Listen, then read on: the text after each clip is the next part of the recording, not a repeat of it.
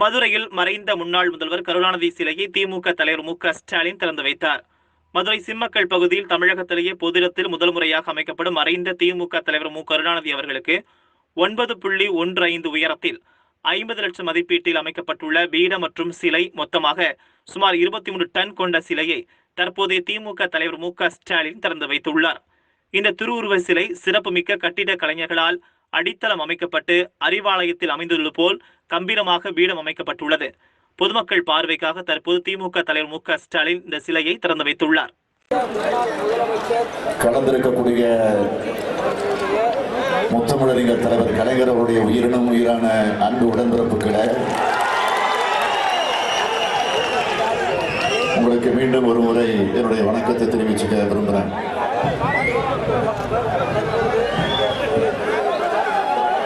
தலைவர் கலைஞர் அவர்களுடைய திருவுருவச் சிலையை இந்த மதுரை மாநகரில் நான் திறந்து வைத்திருக்கிறேன். தந்தையின் சிலையை அவருடைய மகன் ஸ்டாலின் திறந்து வைத்திருக்கிறார்.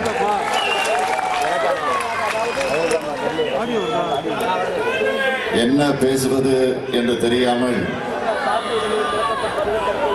நான் ஒரு நெகிழ்ந்த நிலையில உங்கள் முன்னாலே நின்று கொண்டிருக்கிறேன். இந்த சிலை இங்கு உருவாக்கப்பட்டிருக்கிறது என்று சொன்னால், நம்முடைய கலைஞருடைய சிலை இங்கு நிறுவப்பட்டு திறந்து வைக்கப்பட்டிருக்கிறது என்று சொன்னால்,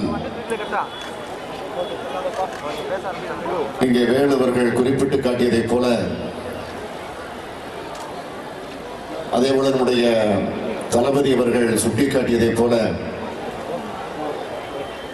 இதற்கு பல இடையூறுகள் இருந்தன. ஆனால் அந்த இடையூறுகள் எல்லாம் மீறி, தடைகளை எல்லாம் கடந்து திறந்து வைத்திருக்க முடியுமா என்ற ஒரு கேள்விக்குறி இருந்தது. முடியும் என்று நாம் நினைத்துக் கொண்டிருந்தோம். இருந்தாலும் எப்படி தலைவர் கலைஞருடைய நினைவிடத்தை நீதிமன்றத்தின் மூலமாக பெற்றோமோ, அதே போல இந்த சிலையும் இந்த இடத்துல நீதிமன்றத்தின் மூலமாக பெற்று அனுமதி பெற்று இதை நிறுவியிருக்கிறோம். தமிழகத்திலே பல்வேறு இடங்களில் தலைவர் கலைஞருடைய சிலை திறந்து வைக்கப்பட்டிருக்கிறது. முதலில் அண்ணா அறிவாலயத்தில் திறந்து வைக்கப்பட்டது. சென்னையில அவருடைய மூத்த பிள்ளையாக விளங்கிக் கொண்டிருக்கக்கூடிய முரசொலி அலுவலகத்தில் திறந்து வைக்கப்பட்டது. இரண்டாவதாக அதை தொடர்ந்து தலைவர் கலைஞருடைய குருகுலமாக விளங்கிக் கொண்டிருக்கக்கூடிய ஈரோட்டில் திறந்து வைக்கப்பட்டது. அதற்கு பின்னால் அண்ணன் என்று கடைசி வரை தன்னுடைய உயிர் மூச்சு பிரிகிற வரையில முழங்கிக் கொண்டிருந்த தன்னுடைய அண்ணா பிறந்த மண்ணில் காஞ்சிபுரத்தில் திறந்து வைக்கப்பட்டது. அதற்கு பின்னால் ஓரிரு இடங்களில் நம்முடைய தலைவர் கலைஞருடைய சிலை திறந்து வைக்கப்பட்டிருக்கிறது. ஆனால் அவைகளெல்லாம் தனிப்பட்ட முறையிலே, தனியார் இடத்துல எந்தவித அனுமதியும் பெற முடியாத நிலையில அந்த சிலைகளை எல்லாம் நமக்கு சொந்தமான இடங்களில் அந்த காரியத்தை நாம் செய்து முடித்தோம். ஆனால் மதுரையில எப்படியாவது வைத்திட வேண்டும் என்று கருதி அரசு எவ்வளவோ தடை போட்டாலும் நாம் நீதிமன்றத்தை நாடினோம், நியாயம் கேட்டோம். அந்த நியாயம் நமக்கு கிடைத்திருக்கிறது. எப்படி தலைவர் கலைஞருடைய நினைவிடத்திற்கு நியாயம் கிடைத்ததோ, அதேபோல் இந்த மதுரையிலும் அமைவதற்கு நியாயம் கிடைத்திருக்கிறது. ஆக வழக்கு நடந்த நேரத்தில் நம்முடைய மூத்த வழக்கறிஞர்களாக இருக்கக்கூடிய வீரகதிரவன் அவர்கள், அவருக்கு துணையாக லிங்கத்துறை அவர்கள், பழனிசாமி அவர்கள் மற்றும் தலைமை கழகத்தில் இருக்கக்கூடிய நம்முடைய வழக்கறிஞருடைய ஆலோசனைகளோடு நீதிமன்றத்தை நாடி அதற்கு பின்னால் அதிகாரிடத்தில் நம்முடைய தளபதி அவர்கள், மூர்த்தி அவர்கள், பொன்முத்துராமலிங்கம் அவர்கள், சட்டமன்ற உறுப்பினராக இருக்கக்கூடிய பிடிஆர் தியாகராஜன் அவர்கள், அதேபோல சரவணன் போன்றோர், இன்னும் இயக்கத்தினுடைய முன்னோடிகள் அத்தனை பேரும் ஒருங்கிணைந்து ஒற்றுமையாக இந்த சிலையை எப்படியாவது இங்கு நிறுவிட வேண்டும் என்று முடிவெடுத்து அந்த பணியை நிறைவேற்றி இருக்கிறார்கள்.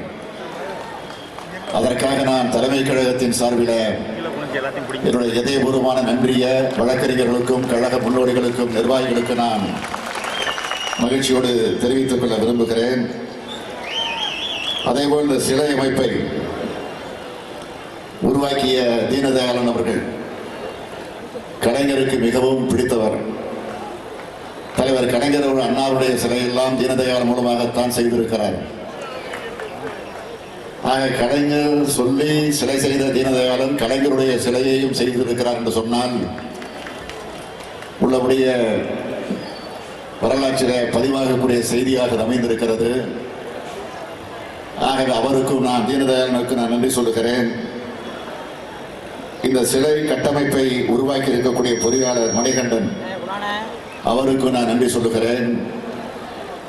இங்க இருக்கக்கூடிய மாவட்ட கழகத்தினுடைய நிர்வாகிகள், செயலாளர்கள் இதில் முனைப்போடு இந்த பணியில் ஈடுபட்டு இருந்தாலும் நம்முடைய கழகத்தினுடைய உயர்நிலை செயல் திட்டக்குழு உறுப்பினர், திருவண்ணாமலை மாவட்ட கழகத்தினுடைய செயலாளர் வேலு அவர்கள் தானாக முன்வந்து நான் முன்னின்று இந்த பணி முடிகிற வரையில எனக்கு உணவில்லை, ஓய்வில்லை என்ற நிலையில இருந்து அந்த பணியை முடித்து தந்திருக்கிறார். அவருக்கும் நான் இந்த நேரத்தில் என்னுடைய இதயபூர்வமான நன்றியை தெரிவித்து, இதில் எழுதப்பட்டிருக்கக்கூடிய 5 வாசகங்கள், 5 கட்டளைகள், அண்ணா வழியில அயராது உழைப்போம், ஆதிக்கமற்ற சமுதாயம் அமைத்தே தீர்வோம், இந்தி திணிப்பை என்றும் எதிர்ப்போம், வன்முறை தவிர்த்து வறுமையை வெல்வோம், மத்தியில் கூட்டாட்சி, மாநிலத்தில் சுயாட்சி, இந்த முழக்கங்களை நமக்கு தந்துவிட்டு சென்றிருக்கிறார் தலைவர் கலைஞர் அவர்கள்.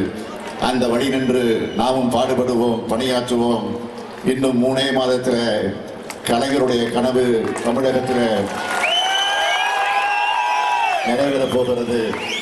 நிறைவேறுவதற்கு அவருடைய சிலையின் கீழ் என்று நாம் அத்தனை பேரும் உறுதியெடுப்போம், சபதம் ஏற்போம். விடைபெறுகிறேன். நன்றி, வணக்கம்.